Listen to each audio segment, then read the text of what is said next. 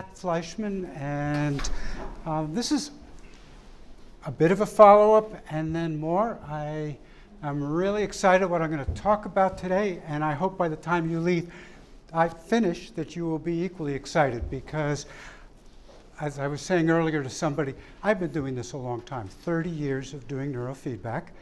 And I would say, at least for the last 25, I felt like this is a rocket ship on the launching pad, and it's about to take off. And for 25 years, the fire's been under the rocket ship, and it's still, still, okay. And I also want to say that while I'm going to present this, I am truly indebted to so many people, and the Othmers and Kurt, but I'm also indebted to all the people in Lane County, Eugene, the clinicians out there, and then somebody else I'll introduce. So I'm standing up here, but there are lots of people who have done the work. In fact, this whole thing started, it started, well, 2 years ago. I had sort of gotten to the point in my career where I'd said, I think I've seen enough clients, because I was starting to the point where everything a client told me, I'm saying, let's see, I've heard that one X number of times. And my wife said, maybe you should retire. She had retired. And so one of the negative effects of being in this field for a long time is you start acquiring a lot of systems. And I had gotten up to 5. And so I didn't want to sell them, but most importantly, I had been impressed with, if you put it in a baseball metaphor, when I started out, I was maybe getting 1 home run every 10 games, but it was so impressive to me that it kept going. And by my last couple of years, I was honestly tracking my results. My results were good, 90+% of clients. And I bet if we went around the room, that's typical. And I'm going, I hate to just see it go. I mean, so what can I do? And I had a particular interest with getting it out to people who don't normally get neurofeedback, because we're still largely a cash service. And I'm indebted to a couple of groups here. One, the folks from CAFA. Wave your hand, please. Okay. What CAFA demonstrated is that working with a Medicaid, largely Medicaid population, by the way, Medicaid is not Medicare. Medicare is the old, I'm on Medicare. Medicaid is the poor, 2 different groups. And they were seeing Medicaid clients and had a waiting list of 120, 150 people waiting to get in. What do they have, 10 systems or something like that? And the other one is Julia. Wave your hand, Julia. And Julia went over to the county behavioral health unit, and I'll describe them a little bit more, and of remanded clients. These are people who have to show up or they go to jail. They're in therapy in lieu of jail. Their normal no-show rate, and when I heard this, I thought that's ridiculous, but everybody in agency works, and that's pretty typical, was 28%. Remanded clients not showing up. Car won't start, can't make it in, my child's sick, I don't feel well, my back hurts, because they got to have an excuse, right? Is this pretty accurate? Except that the only part that wasn't mandated in the program was neurofeedback. Okay. But Julia's no-show rate was 4%. Wow. And the clients were calling up and complaining that Julia wasn't scheduling them often enough. So at that point, I've got all these systems, and I go, okay, let me make a deal. So I went to 3 agencies in town. They were all, let's see, I'm not sure where I am on this, 3 local agencies. And my goal was simple, to see if I could improve their services with hard-to-serve clients with the neurofeedback. And eventually this led to the 3 group, I'm confused by which screen is coming up. So anyhow, top right, okay. Eventually this led to something called the Neurofeedback Advocacy Project. because we were stumbling over what to call it. And we made up this logo, and this logo is our logo, and it actually represents neurofeedback because it's the brain reflexively looking at its own information to improve itself. And so that's what we are. We are the Neurofeedback Advocacy Project. And I want to show you something. I know you're not supposed to put up a slide with a lot of words. I got 2 slides with lots of words. But if you'll bear with me, I'm going to shut up for a minute. I want you to quickly try and read through this. You don't have to read it all because there's a lot of words. But when I was doing neurofeedback, I go to this population and to agencies. And I say, you know, they say, why should we do neurofeedback? And I say, well, I've got 25 reasons. So I want you to read that if you can. Or if you want, I can read it. But can people read it well enough? Yeah, okay.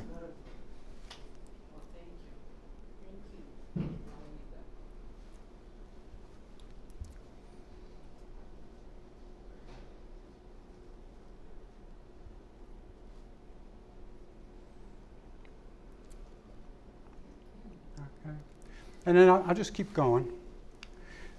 By the way, this is all on our website. So,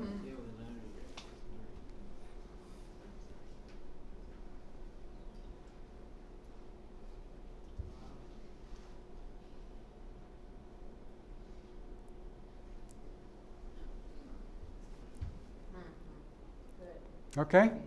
So if you want, feel free to, anything that I present, feel free to take.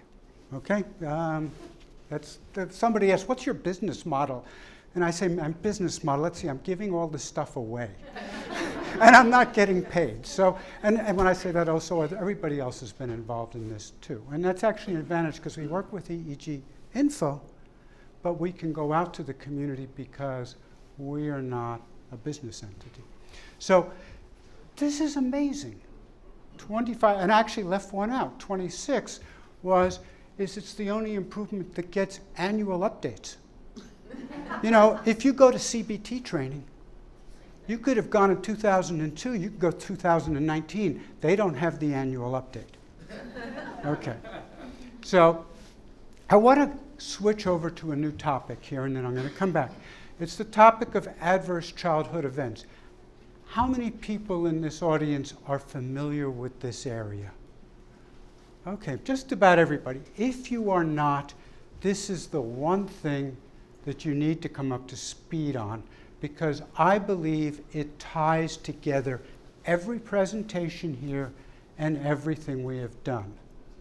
And adverse childhood events is simply a scale, a 10-point scale. Oh, by the way, if you don't know anything about it, a good place to start is Nadine Burke Harris.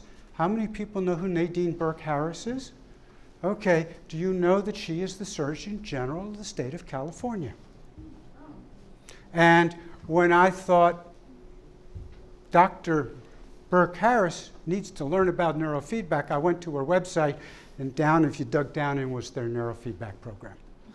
So that's out there. But anyhow, the thing about adverse childhood events is it's a very simple scale. You get 1 point if before the age of 18 you were physically abused, 1 point if you were sexually abused, 1 point verbally abused, blah, blah, blah.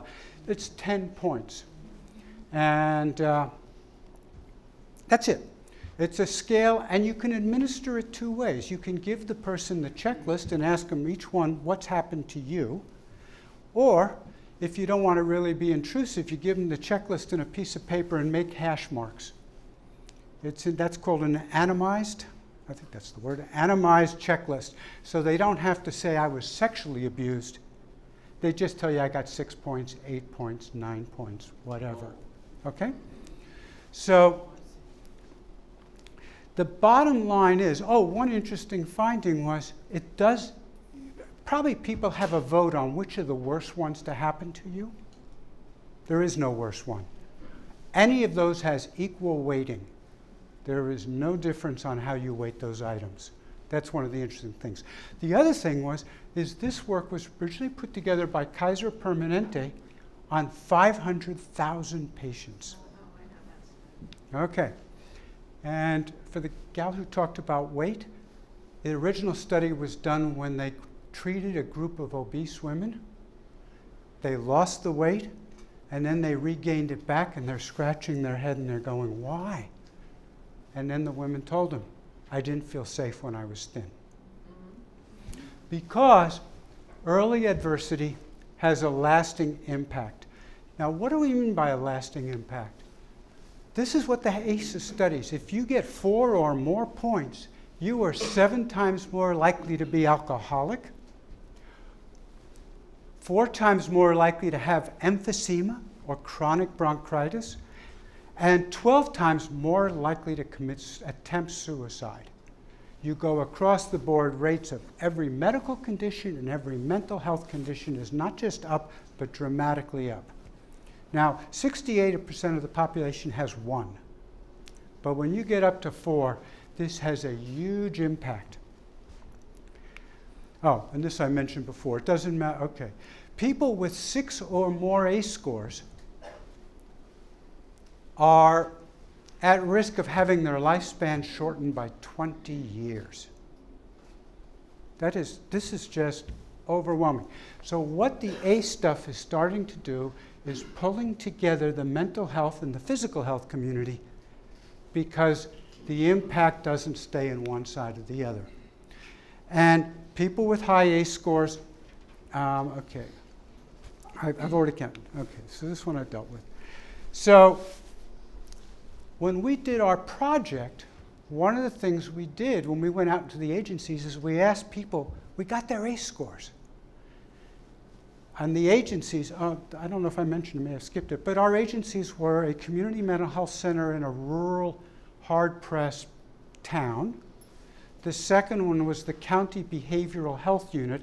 So this is forensic patients. So these are people remanded to treatment in lieu of prison or jail. And the third group was a program that takes felons returned to the community, men and women, and offers them 60 to 90 days transitional housing, job support, and counseling. So it's a felon population, a mentally ill population, and another mentally ill population. There's some differences, but pretty similar. The ACE score, and we also calculated a stress score. So ACE scores is your childhood. A stress score is how many people are familiar with the DSM-4 or 5? You know, the psychosocial stressors? Well, just imagine you get 1 point if your marriages or relationships are rocky or falling apart. You get 1 point if you're unemployed or your job is miserable. You get 1 point if you're in chronic poor health. You get 1 point if you're socially isolated. So you imagine how those things affect you. The average ACE score for our clients was 6. These are people 20 years shorter lifespan, and their current stress score was 5. And interestingly, the ACE scores for the mentally ill and for the felons, no different. And that points to another piece, is that people start a life of crime as a consequence of childhood adversity. The connection. And while the number of women felons is increasing, it also, I think, to some degree leads to it is young boys are more likely to get in trouble and girls are likely to, you know, it's the same group of people, gender affected. So I present this. The other piece is that these clients are not single people clients. You look at, well, how's neurofeedback for depression? Or we've got Xanax for anxiety, or we've got this for that. When this was done by the therapist, 85% of the clients reported with serious problems with anxiety, 71% with sleep, 62% with depression, 48% with pain, attention and learning issues, 38%, and attachment and personality disorders, 31%. So we started to map these onto the protocol guide, and this is this population. So the next thing is highly stressed, terrible childhoods, multi-problemed. So how did we do? And how do you measure outcomes? So this is the system that I came up with. First off, when you go to the doctor, You go to the doctor to get your PCL's checklist improved? No. You don't go for your DSQD-9 scores to go down. You don't go in for your ADHD Vanderbilt questionnaire scores to improve. You go in because you have specific concerns that you want addressed. And so what we did is we had each client with the therapist talking it through, come up with between 5 and 8 concerns that's what they were bothered by. And they could be things like, what people put down: can't sleep, irritability, easily frustrated, impulsive, hearing voices. It did not matter. And then they rated their problems on a 11-point scale. 0 meaning it's not a problem, and 10 it's an extreme problem. And to get a baseline, we asked for 3 scores. What is the problem like on a bad week? 0 to 10.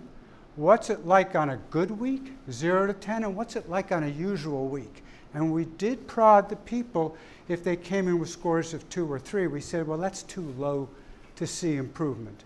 But people made their ratings. And so our baseline rating is the average of good, bad, and usual from 5 to 8 behaviors. So the score can run averaged out anywhere between 0 and 10. But starting scores were about 7 to 8. Okay? And every week that they came in, every session, they were asked to rate themselves on those same concerns, their target concerns. So if you're familiar with the EEG expert, it's similar, but the EEG expert heavily depends on you checking an item, and we move to their own words. So a lot of times people said depression or anxiety, but sometimes people had very specific and odd ones. One man had, I go into video game mode, which you read between the lines, he dissociated under stress. He called that video game mode. So we put down video game mode because people give better ratings when they're using their own words or experience. So how did we do? This is the big ta-da. We got a 37% improvement in the chronically mentally ill in 20 sessions. And actually, 20, it could go longer, but I'm going to show you a little bit more here. And this is first-year therapists. This is, for the most part, before we had the synchrony protocols. And these are people we're working along with. So I don't want anybody walking out of here and saying, neurofeedback gets a 37%. With what I'm coming away from this weekend, I'm going to figure out 45%, 50%. Why not? This is the only evolving therapy, and everything that Sue and other people were teaching is right in our wheelhouse in terms of who these clients are and your clients. I want to show you, this is reduction in concerns, and what you see is that we got our biggest hit in the first 20 sessions, and then a leveling off at 30 and a little bit further at 40. Again, as the year went on, the therapist got faster bringing the reward frequency, the training frequency down. They were too cautious at the beginning, and pretty soon, within a session or 2, I saw a lot of 001s. So I think we do better, but this was our data here. Other results. The clients at every agency started spreading the word to other clients, you ought to go get this neurofeedback. Now, how many agency clients go to other agencies and other clients in groups and in the hallways and tell them this is what you want? Every therapist who was trained has stayed with the program. I did find one is getting another job, but she's not, I don't want to do neurofeedback. Everyone, and each one has had the option, is seeking the advanced training. And every agency that we're working with, all 3, is looking to extend the program, add more clients, more therapists, and more equipment, and looking for the money to get to do it. So, you know, these are important results. So, one issue is, how did we supervise these people? All the training, the people came down to LA. That was real nice. That was, agency people fly down to LA, and they spent a week, and they came back. And then what we provided was weekly and now bi-weekly supervision via Zoom. If you ever watched the show The Hollywood Squares, do you remember? Am I dating myself?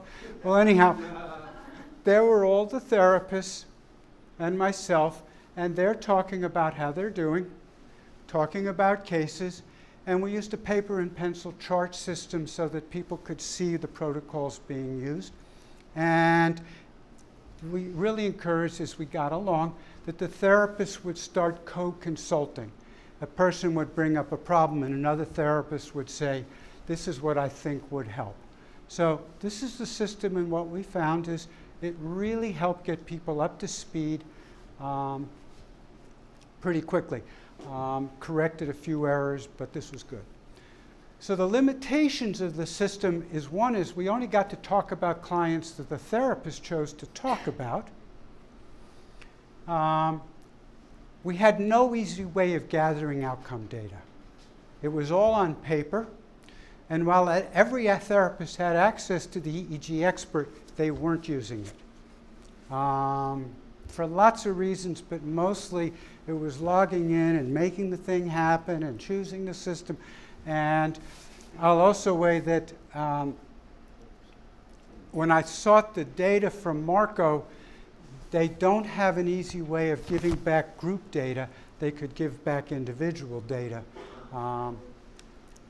And we had no way of collecting group data because the EEG experts. So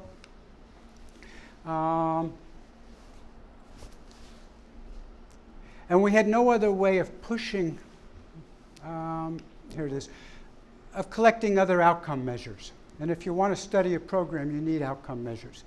So what I want to introduce, so that's the first part of the talk. We took this out there. It impacted a very dysregulated, very impacted population in a very significant way, and there was no doubt. And so that's part one. The next thing I want to talk about is a development, and this is, I don't have a great name for it. It's the online neurofeedback monitoring system. We have created a system where we can track every session, every client, every concern at the moment it happens. And it instantly flows to us, back to the therapist, and back to the supervisor. So what is this thing like? Okay, it's something that can be done on a tablet. That's okay, I'll talk and come back to it. It can be done on a tablet, an iPhone, a computer, because it's embedded in Google Sheets. We use Google Sheets to create this system. And every client rating, when it's recorded within about a half a second, flows in all directions so that you can see what's happening with your own clients, whatever. You can also easily push out questionnaires if there's something more you want to find out. You know, an online system allows you on the fly to decide to do research on something. You can push out questionnaires or measures of it. And because, like I said, it's based on Google Sheets allows for instant analysis. So I did breakdowns. Did we do better outcomes? Did any of the agencies do better than the others? No, they were all roughly the same. Did any of the agencies have difference in ACE scores? No, roughly the same. Did we do different with younger or older?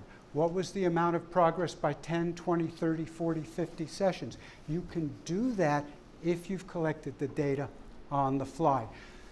Do we do better with clients with depression and anxiety? Again, this sort of analysis is instantly available in live time.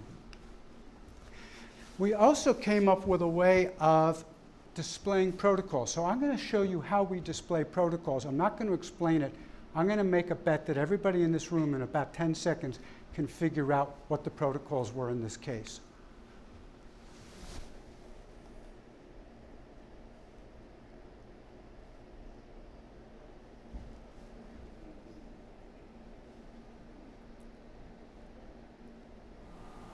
Can you interpret that? Yeah. And all this little line here means, of course, is you repeated it. If you change the frequency, this one is really, okay, here, change the frequency there. But at a glance, this allows you to see 20 sessions worth of protocols. You can see when things were added. I picked this one, it's real simple, but, And then what do you see? You see across the top, it's all coded, initials, age, gender, and this is an active client. We also take all those scores, and this chart is immediately available. Now, we saw one of these charts before. This is the same chart that is in the EEG Expert, but you have this continuously, so you see after 28 sessions, these are all real client stuff. I did not make this up. Well, you can see it's anonymous anyhow. And we have a sheet for the therapist where the therapist can see every one of their clients and this chart on one page. And you can also filter it so you can see your active clients or you can see your clients who've had at least 20 sessions. Again, once you put the data into a database, you can do all these marvelous things. Okay. And now, this is what the form looks like. And this is where, I don't know where my time is, so if I'm going... 5-10 minutes. Okay, then if anybody wants a demonstration with an iPad, I'll show you afterwards. I don't want to do like Steve Jobs, where he's showing off the first iPhone hoping it works. But the way this thing comes up is you hand it to a client and they say, oh, this week I'm better, it's a 0, and they tap there, the checkbox fills in, the data flows into the system. So the friction of collecting data is almost 0. Okay? And that's how they rate. Bad day, good day, average. This person, communication issues, tobacco use, craving. These are real clients. Okay? Okay, so why is having this data so important? And so when we take this stuff out into the field, there are some real concerns that I have. Because one difference is everybody in this room, how many people in this room are mostly in private practice? Okay.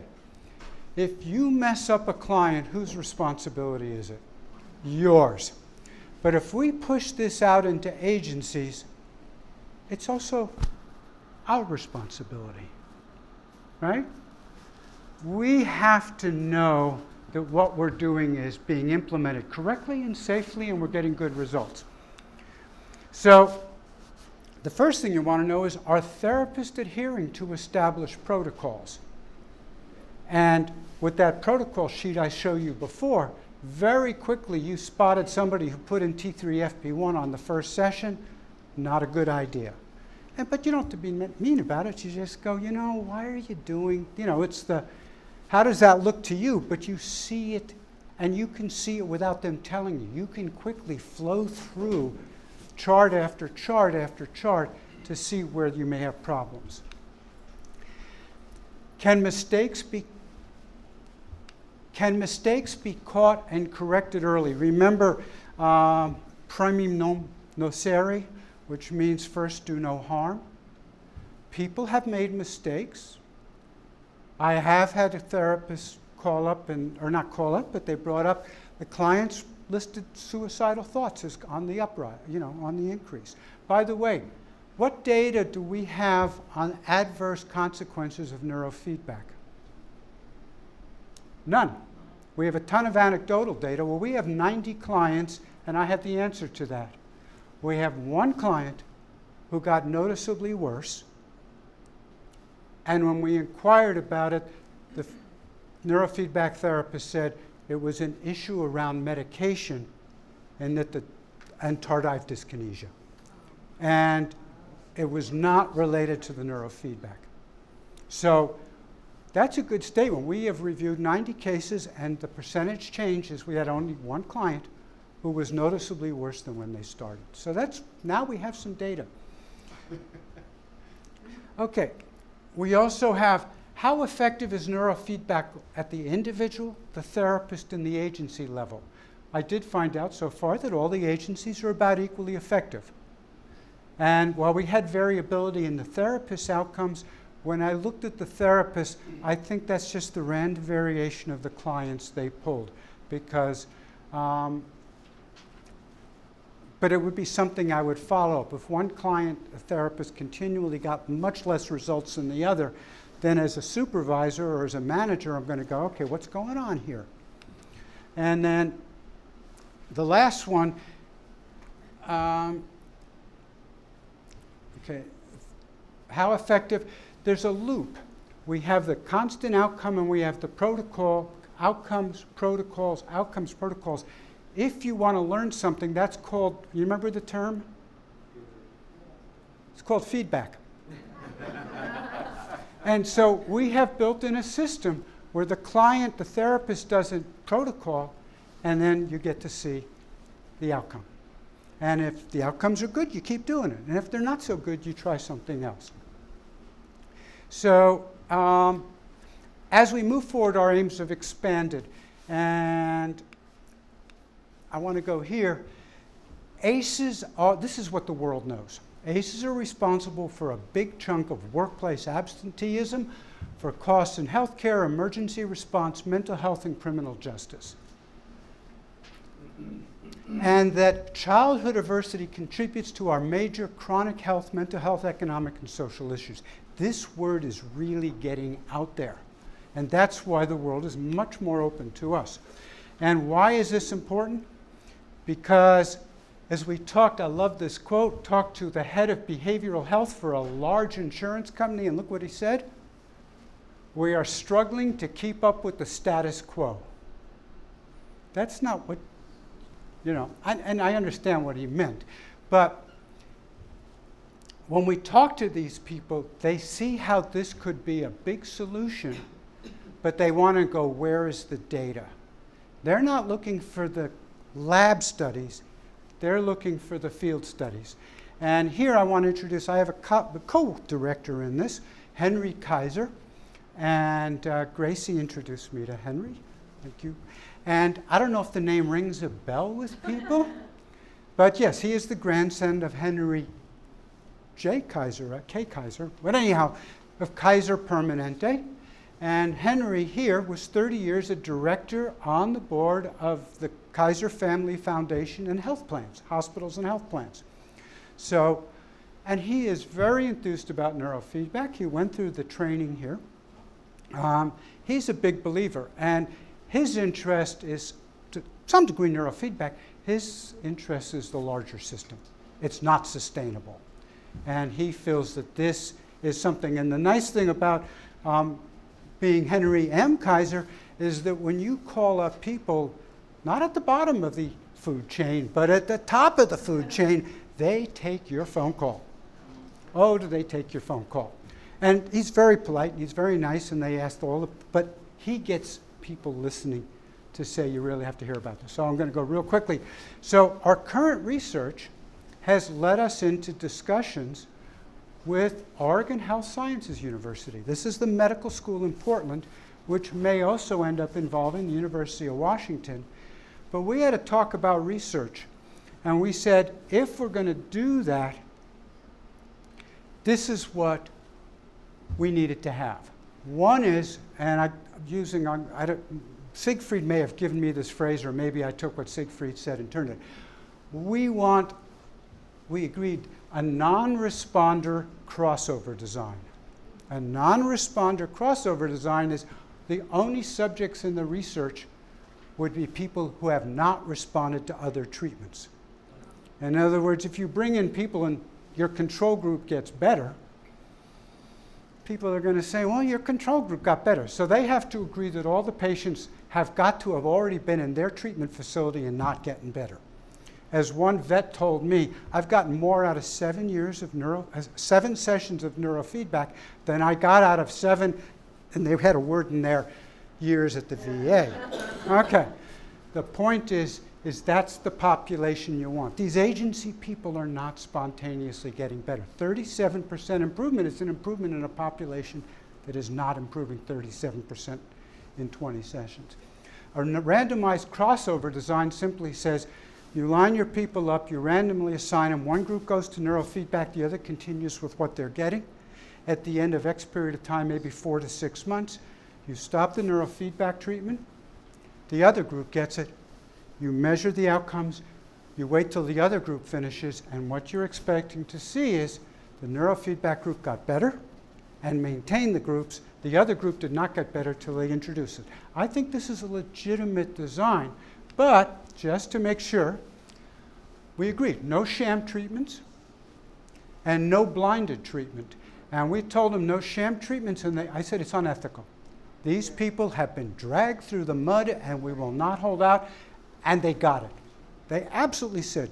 And I said no blinded because we have to be able to talk to people about what this is doing to them or not doing to them, and we can't blind people to this. It's a therapy.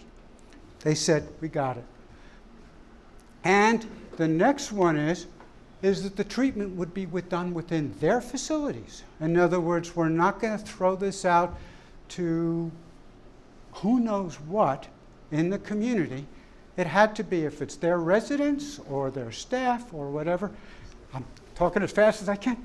And lastly, before we start the study, we have to establish the program in their place for 6 months to a year to make sure that they can do it well. In other words, we have the outcome data to demonstrate that it's working. We are not putting in a research study where we cross our fingers and say, oh my God, I hope it works. We have to know that it's working before they put the research on. And that also that when we do this study, that Siegfried, Sue, or Kurt will be part of the advisory board for the study. The other last piece is we said, what about the money? And they say, we exactly know where the money is. The money is sitting there and they can get it. So that's, the next part brings Kurt up, but once this is completed, are they going to publish the results? I mean, that would be something I'd like to see, because a lot of times things end up getting spiked for one reason or another. So the data system, you want to put that in there. Great question. That data system, guess who gets that data? No. We do. At every data point. That's the point of that data. That's why I am not going to do a study where I don't see the data until 2 years later. Every client presses that one of those little squares and says, I'm better or worse that day. I see the data, and I get to call up the therapist and say, do you realize that client DG is reporting that depression is going way up? What are you doing?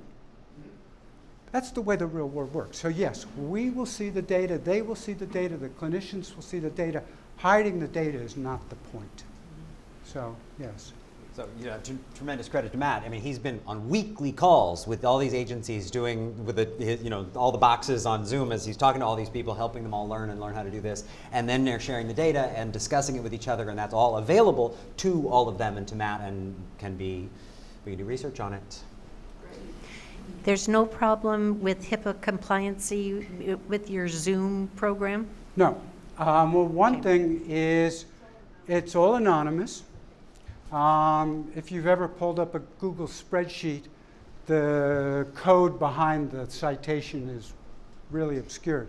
I would hope that I could talk the EEG Institute and EEG Info into using the same data set, because it would then give, when we train people in the field, how do they match up to what happens here? And also that you guys look at it and say, could we tweak this? I have protocols in there I didn't show you. Well, I won't show you. But remember the protocol guides? That sheet I showed you, where could you read it? There was a column that you didn't see up there, but there is. It's a new column, and it's a protocol called TPF.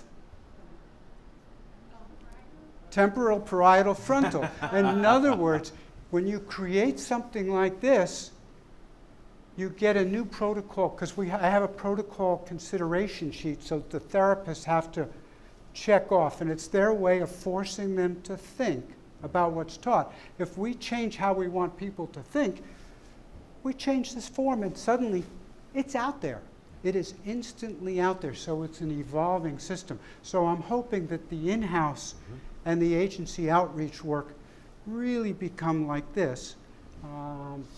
And I should also add, in terms of unified data collection, of course, the EEG expert, in a grand sense, they can do unified collection, and Siegfried and Marco are working together all the time. Also, Cambridge Brain Science is going to be, who you introduced me to, they're going to be presenting tomorrow, and that's another thing. You guys, if you do Cambridge Brain Science, you can opt in to be part of that global data set to actually contribute to research with them as well. And you can put those scores, the quick scores, into this data set and analyze changes in quick based on presenting concerns, if you're curious.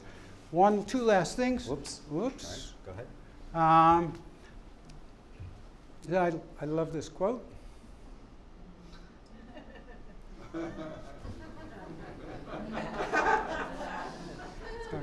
Okay. My wife says, this is not retirement. But now we get to the next part, which is this. Because the next phase is about you. And why are you so important? And the reason why you are so important, we want to take this further. We want to take it to more sites in more places. And every place that we have gone has gotten in because of a personal contact. So I want to give a shout out to Darla and Gracie. You know people, they won't talk to us until they've heard from you. And everybody, I know you're busy, you're not going to, for the most part, if you want to sign on to the project, please just let me know. But I think the issue is, there was a discussion on the listserv recently about helping, but I don't want to give it away. And I don't know that the future is, I don't think private practice is a good vehicle for giving away therapy. You can do some. But what private practitioners do is you have a rich web of connections with agencies and people and judges and drug courts and child welfare and foster care. And if you are willing to go back to those people and say, would you guys be interested in, because they don't compete with you. They see a population, and if you have a social conscience, if you're into social justice, this is a social justice issue. And so I'm going to now... one more question. Just about out of time. John has a question? Yes, I have the football, everybody, so. Yeah, go ahead. I'm sorry. About the prison population, I guess this question is for Joanna, too. Are you tracking recidivism rates, by any chance? They are. They are? Yes. Great. Yeah, I'd like to have a longer conversation with you, if that's all right. Okay. So we're out of time, but the reason I'm standing here is basically to say that I've got Matt's back on this. I mean, Matt has generously donated the systems that he talked about. He's generously paid, if I'm allowed to say that, he's actually paid for people to attend the class. He's put his own money and systems and resources and time, tremendous time, and Henry Kaiser.